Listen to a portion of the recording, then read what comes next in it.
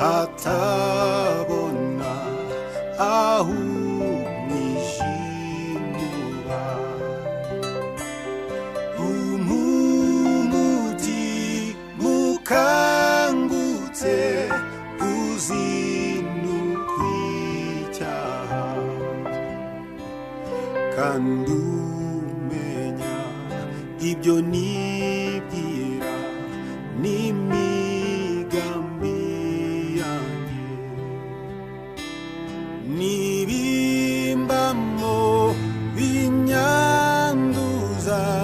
bikangira imbohe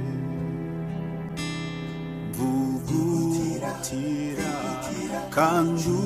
uncure inkamba zimvemo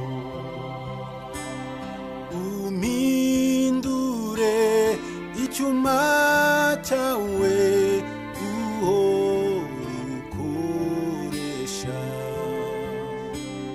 maze nkwikubita imbere mishurirwe rwose yuko Imana ari